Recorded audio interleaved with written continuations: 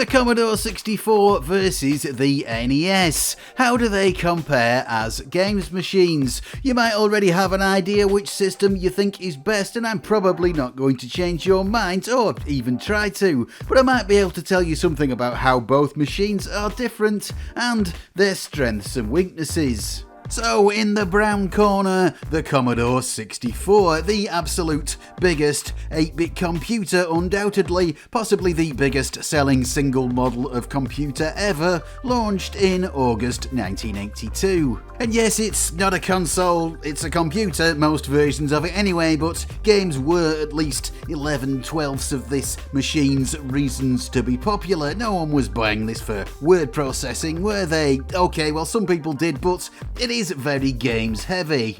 And in the originally sort of cream and burgundy corner, then the mostly grey corner, appearing less than a year later, the NES, or Family Computer as it was in Japan.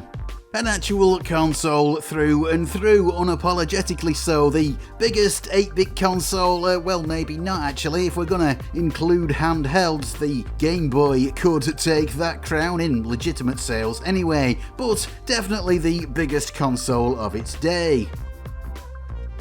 And starting out by comparing some big iconic games on the two side by side, well the NES seems to come out on top, taking strictly like for like almost every time. This probably won't be a big surprise for many people watching this video, but yes, the NES version of Contra looks and plays so much better than what was released as Grisor on the C64. Gradius, aka Nemesis, another game with a different name in Europe, is the same story. The NES comes out on top. It's more colourful, it's more detailed, it's just much more like the arcade game it was based on. We were never going to see official ports of some big Nintendo games, but staying with Konami, we do get Castlevania, virtually NES royalty, but the Commodore 64 version is just not as good. That's the only way I can describe it. It just doesn't look, sound or play as well as the original, and part of this has to be about budget. Most C64 games, not all, but most C64 games were made by smaller teams working on tighter deadlines, aiming for a smaller, lower value market. Big names on the NES like Konami, Capcom and Nintendo themselves, of course, were global industry giants, but a lot of C64 software was more of a shoestring thing. But that doesn't always mean lower quality, of course, and the Commodore 64 has some tricks up its sleeve. I'm sure hardcore fans of the system will already be complaining that I've stacked the deck with my game choices, but this isn't going to be a purely subjective thing anyway. Which system has the best games? We need to get more into the technology. One of the first things you might notice about the C64 versus the NES is the huge board that every C64 game seems to have around the screen. This is just as true on the real hardware, even running on a CRT. NES games fill the whole screen, C64 games don't. Why is that? Is the C64 lower resolution, just less detailed? Well, not necessarily. The C64's high resolution mode actually has more pixels on screen than the NES. Okay, most C64 games do use its low resolution mode, but even that has more detail than the Game Boy and Game Boy Color. It just doesn't fill the screen and the pixels are quite wide, adding to the blocky look. There are some complex technical reasons that lie behind this, but ultimately, to boil it down, it was cheaper and simpler to have big borders and chunky pixels, and Commodore didn't prioritise doing it any other way. To be fair, this border isn't always totally dead space, but most of the time there's not much happening. Colour is the other thing you might notice, and yes, the C64 has less of it. 16 colours in total, and earth tones feature prominently. Apparently Commodore's engineers had some free choice over the specific colours that they could use, and they just picked shades they liked. Murky autumnal hues really did it for them clearly, but all of these can be on screen at once. The NES, on the other hand, has 54 colours roughly, some shades are very close, and it can display 25 of them on screen at once. NES tones are a bit less agricultural, though many are quite pale, but still, NES games just look more colourful. For some purposes, the C64's palette might be better, you might like it more even, but most of the time there's just less to work with. So the screen size, the resolution, the colour, these three facts are probably what swing it for most people. If you came to this thinking C64 games don't look as good, this is probably why. There is more to this story though, and there are some ways that the C64 can shine a bit brighter than the NES. So let's talk about how the graphics are actually created by the machine's graphics chips. Like all moving images, video game graphics are made up of a series of static frames played at high speed to give the impression of motion. On more modern systems, each of these frames is constructed in a frame buffer, an area of dedicated memory where every element of the graphics can be put together, only being sent off to be displayed once it's complete. Right now we're looking at the frame buffer of the PlayStation Portable running Ridge Racer in super slow motion, and you can see each part of every frame being drawn. It just so happens that the PSP emulator PPSSPP has a feature that lets you look into the frame buffer very easily, but all modern game systems work in basically the same way. It doesn't matter whether the game is 3D like Ridge Racer or 2D like Ultimate Ghosts and Goblins. The scene is constructed first in any order and then sent off to the LCD screen or TV or monitor or whatever when it's done. But both the NES and the C64 don't work like that. You see, when these machines were built, memory was much more expensive and it was just too complex and too costly to do it that way. Instead, the graphics are made from a sort of recipe, a list of instructions, and the graphics chip in both these machines creates the graphics line by line just in time for them to be displayed. This requires less memory and less costly silicon to achieve. With the NES, all the graphics are made up out of a relatively small set of tiles or characters or patterns of dots, 8x8 blocks of pixels stored in their own memory chip in the cartridge. These come in two layers, the background and the sprites, objects that move independently of the background. The NES's recipe for each frame is really just a list of what graphics tile is where on the screen and what colours it uses. This is small enough to fit into the NES's 2 and a bit kilobytes of video RAM, and when the frame is drawn, the graphics chip goes through every line, checking what tile blocks are there and sending out the appropriate pattern of pixels. The way these tile-based graphics work make it really good at two-dimensional sprite-based games, scrolling shoot-'em-ups, top-down RPGs and, most of all, platformers, the meat of 1980s gaming. Better than any home system that came before it really, computer or console, and quite a lot that came after. Its design is also relatively straightforward. It was pretty easy for developers to get good results in these types of games, but the downside is the NES isn't very flexible. Outside of its graphics chip's fixed functions, it struggles. It's hard to do anything that doesn't fit neatly into a fixed number of character blocks. The C64 though is a bit different. Its recipe to construct graphics isn't so rigid.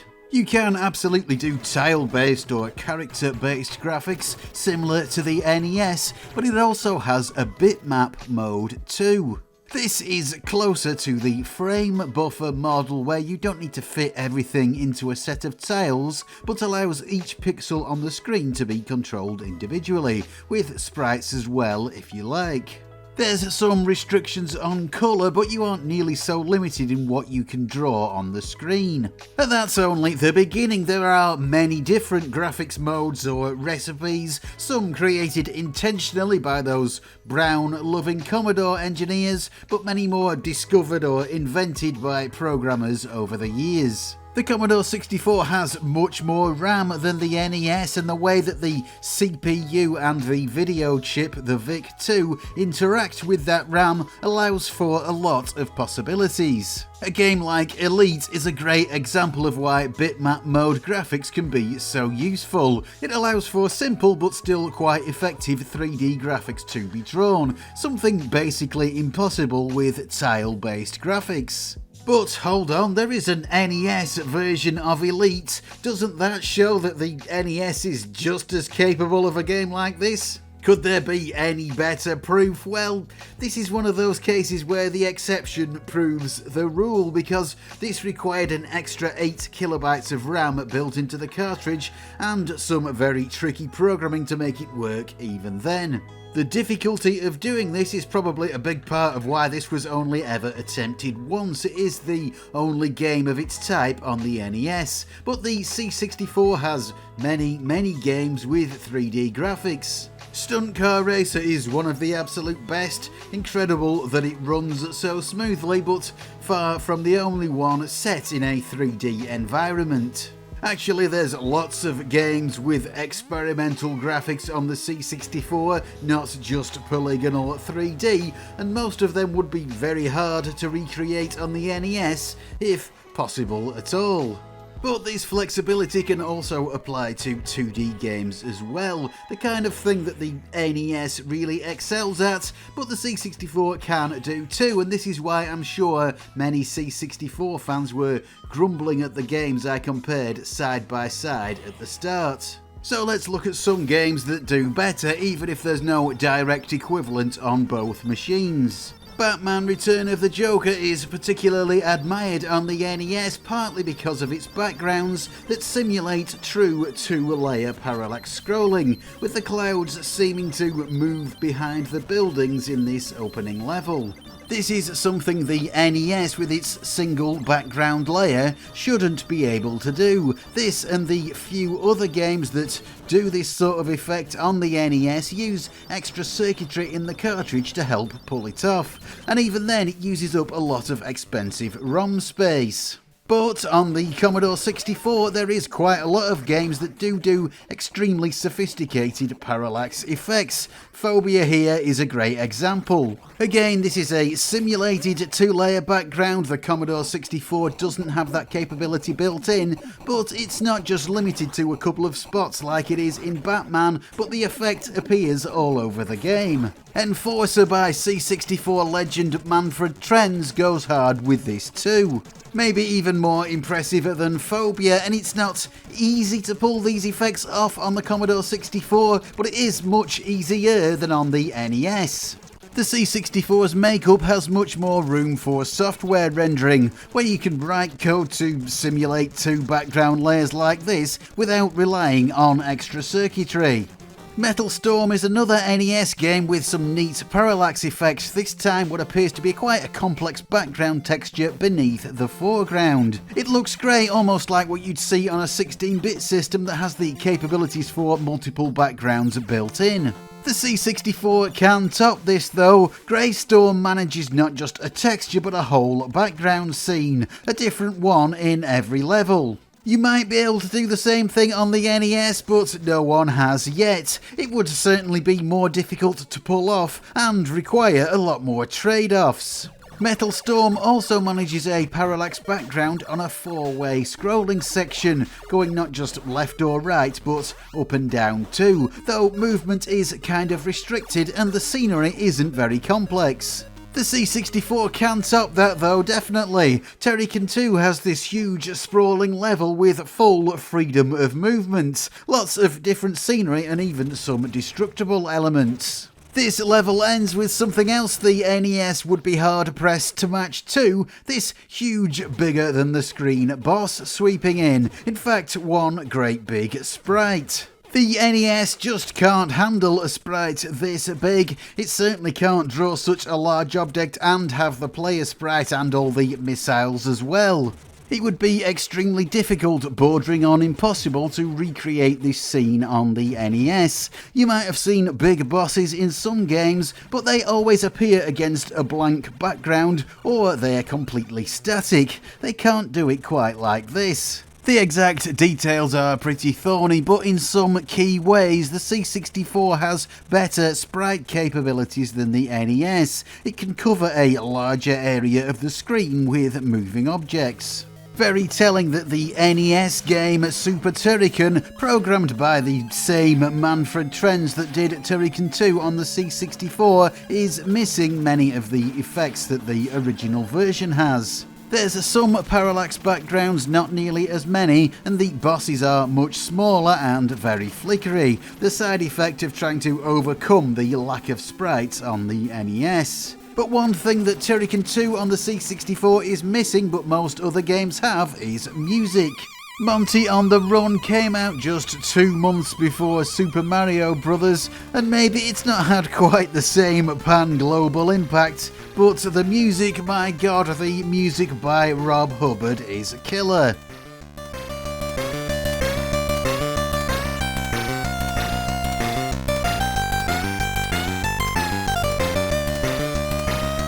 To my ears, so much better subjectively, but also maybe more sophisticated technically too. The NES's sound chip does have more channels, 5 in total. You can play more things at once, but the C64's SID chip's 3 channels have far broader capabilities. It's got more complex waveforms with analog filters, volume envelopes, ring modulators, stuff that puts it closer to a synthesizer than a home computer sound chip. With some clever programming, you can even let it have more channels and play back samples in very high quality. Rad Racer 2 on the NES is a fine game that looks really great for an 8-bit arcade racer, but the soundtrack is, well, it's nothing compared to Outrun Europa on the C64.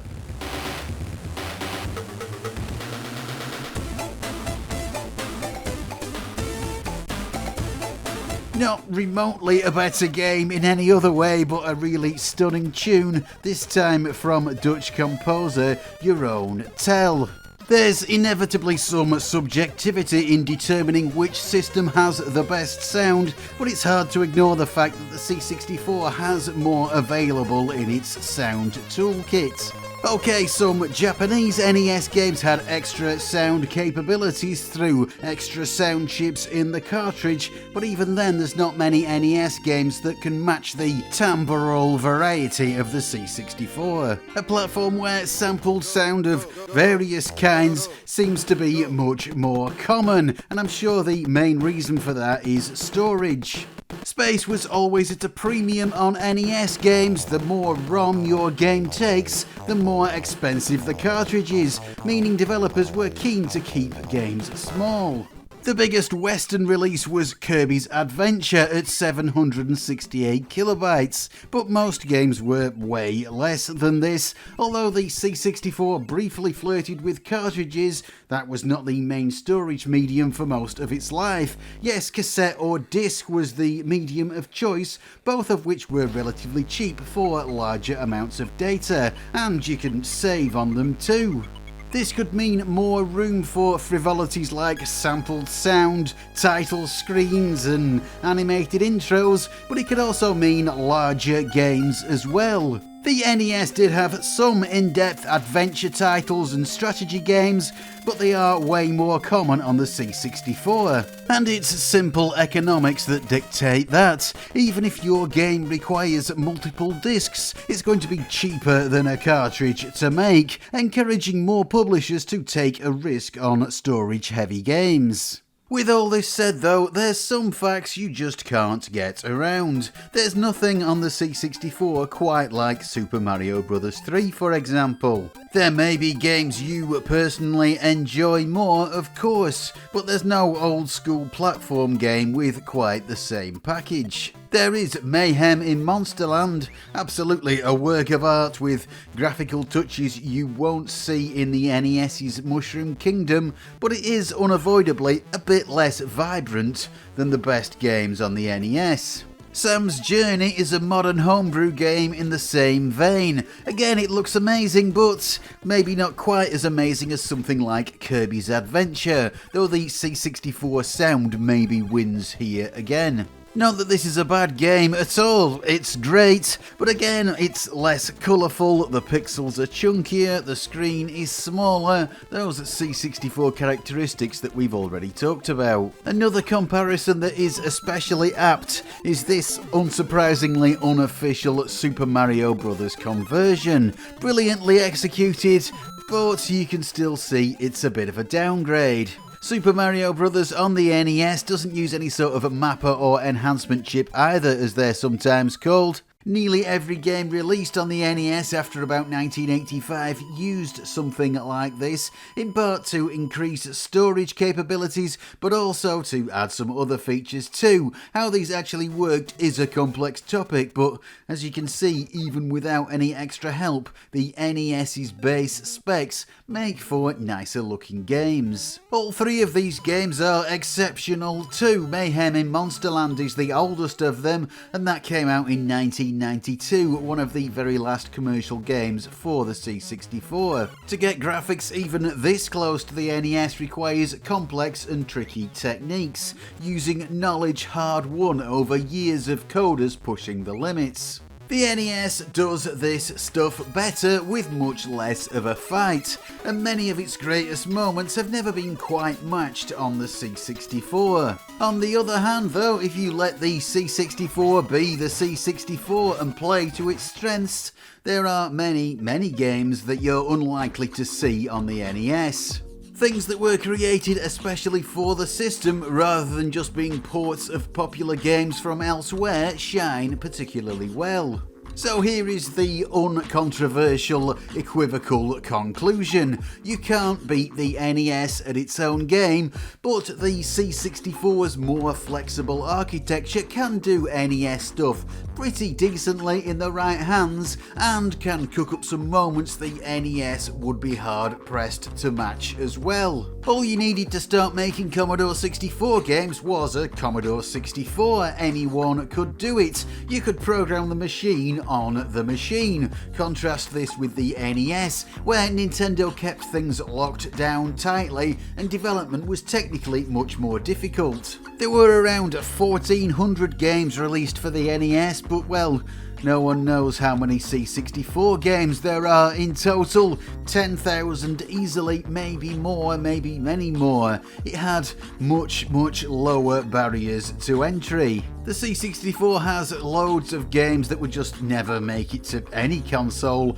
let alone the NES. Offbeat attempts to do something different sometimes, but also games that just work way better on a computer. The NES though had, by the standards of the time, big budget productions by the biggest players in the industry, giving us epics like the Ninja Gaiden series or the Mega Man games. So, which is best depends on what you like. Both machines came out at about the same time, both machines were designed to have consumer-friendly prices, but they made different trade-offs and got different results.